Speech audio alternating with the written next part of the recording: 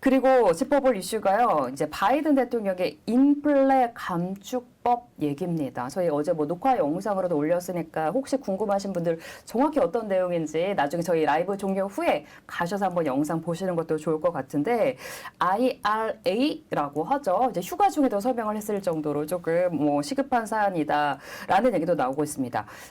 이게 우리나라 자동차주에 좋지 않을까라는 생각도 했었지만 오히려 악재가 되고 있죠. 북미에서 조립한 전기차에만 세액을 공제한다. 그러니까 현대차, 기아차에서 만든 차는 세액이 공제가 되지 않는다는 겁니다. 이런 이슈로 해서 자동차주가 좀 약세를 보여주고 있어요.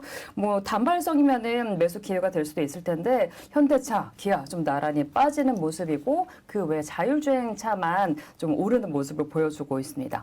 현대차가 뭐 이제 전기차 시장도 치열해지고 있다고 하고 어제 같은 경우에 외국인들의 수급이 들어왔는데 기관은 계속 팔고 있습니다. 현대차, 기아 이 어떻게 되는 걸까? 이게 계속 안 좋게 영향을 미칠 수 있을까요? 근데 이제 어제 장에서 한 가지 희망을 가졌던 네. 거는 외국인들이 매수를 해주는 것 같았어요. 그래서 기관들은 아마 그런 악재가 나왔을 때 아마 기관들은 팔려고 할 거예요. 근데 외국인들은 매수가 들어오는 걸로 저는 봤고요.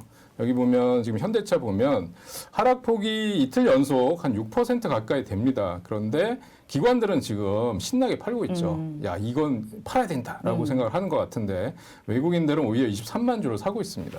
제가 이제 예를 들면 그래서 북미에서 조립한 거에 그 자동차에 대해서만 이제 세액 공제를 해준다라는 건데 저는 이제 메이저리그 야구를 좋아하니까 네. 야구를 봐요. 네. 그러면 심판 판정이 오심을 나는 경우가 있어요. 세이브냐 아웃이냐에 대해서. 그러면 감독이나 이런 쪽에서 이의를 제기해서 챌린지를 들어가요. 그래서 다시 돌려보는 거죠. 영상 분석하죠. 돌려보다가 이게 틀렸다. 그럼 바로 잡아서 해주면서 그걸 신청한 사람들이 틀렸다 그러면 다시 챌린지 기회가 없는 거예요. 근데 그 사람이 맞았다. 그 상대 팀이 맞았다 그러면 한 번 더 챌린지 기회를 이어갈 수 있는 겁니다. 네. 그러니까 제가 이 얘기를 하는 건 뭐냐면 현대차나 기아가 이미 어마어마한 투자 규모로 미국에 공장을 건설하고 있고 실질적인 투자를 하고 있죠. 미국의 생산 공장 또는 조립 공장에 대한 투자를 전기차 공장을 하고 있는데 지금 이런 상황에서 미국 내에서 한 것만 해준다라는 거고 한국산이라든지 타 지역에서 조립하거나 이런 거는 적용이 안 된다 그러면 이거는 강력하게 항의를 해야 될 상황이죠. 이거는 불공정이죠. 그러면 언페어한 거죠. 법안이 뭐 수정이 되거나 뭐 이럴 수도 있다. 그러니까 그 우리가 보면 제가 성문 종합 영어인가요?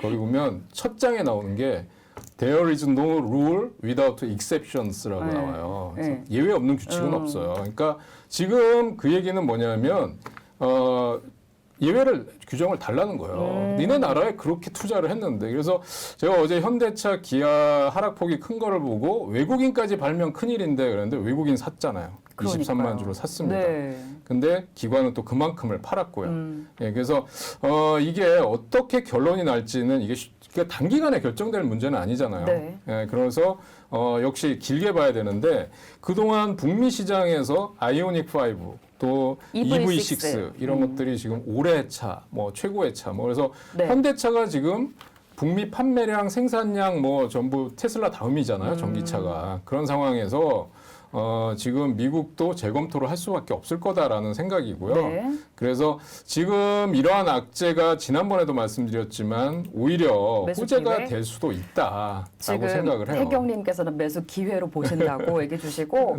또 박혜인님께서는 그래서 어제 기아를 조금 들어가셨대요.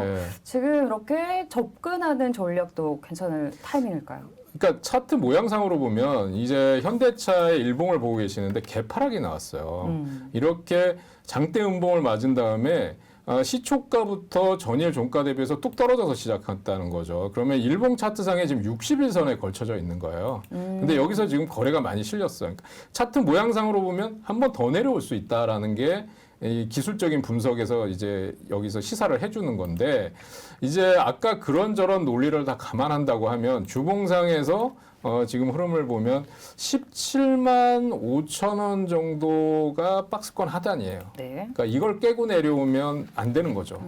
그래서 17만 5천 원, 17만 원 요 사이가 아마 마지막 매수 기회가 되지 않을까. 근데 보면 아까도 말씀드렸지만 그런 문제가 해결되기 전까지는 본격 상승은 어렵겠지만 네. 이걸 깨고 내려가지는 않는다고 한다면 나는 길게 보고 사겠다라고 하는 측면에서는 나쁘지 않죠. 이것도 마찬가지로 잡아두고 기다리는 네. 기아차는요. 기아도 한번 보겠습니다. 8만 원 미하로 지금 쭉 떨어져 있어요. 네, 근데 기아는 어제도 보니까 현대차는 이제 외국인들이 매수가 나왔는데 쌍끌이 기아는 매도. 쌍끌이 매도가 네. 나왔어요. 그 최근에 보면 지금 한 7% 가까이 하락폭이 좀 커졌습니다. 네. 그리고 역시 하락하는데 거래량도 많이 실렸고.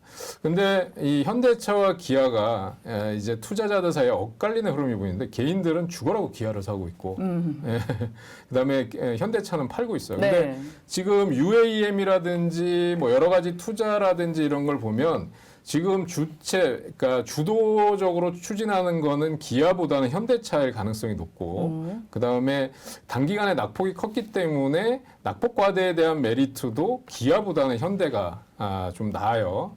그런데 지금 이제 기아의 차트를 보신다고 하면 이제 일봉부터 보겠습니다. 역시 보면 1, 2, 3 음봉을 맞으면서 개파락이 일어났어요. 네. 근데 지금 기아의 저점이 박스권 하단이 한 7만 3천 원, 4천 원대입니다. 지금 주봉상으로 보면 이런 모양이고요. 그래서 지금 7만 3천 원, 4천 원대인데 마지막 정말 여기까지 오면 안 되는데 이게 7만 1천 원대예요. 네. 그래서 지금 상황에서 기아도 이제 박스권 하단 저점 부분까지 가고 있는데 이거 일봉상으로 보면 기아는 벌써 60일선을 깨고 내려왔어요. 네. 예, 아까 현대차는 60일선에 걸쳐져 있었지만 일봉상에 그러면서 이 고점에서 외국인과 기관의 매도 물량이 나오고 있다. 그래서 현대차 기아가 흐름을 같이 가겠지만 이제 기아는 그동안 상승에 대한 하락폭이 크지 않았기 때문에 오히려 횡보가 좀 더 길어질 수도 있겠다라는 생각인데 그럼에도 불구하고 7만 원에서 7만 5천 원 부근에서는 이때는 바닥이라고 생각해도 되지 않을까라고 네. 생각을 하게 됩니다. 네. 기아 같은 경우에 7만 원에서 7만 5천 원, 현대차는 17만 5천 원에서 17만 원 이 정도를 좀 바닥으로 보고 좀 길게 보고 접근하실 분들은 이 가격대를 잊지 마셔야 될 것 같습니다.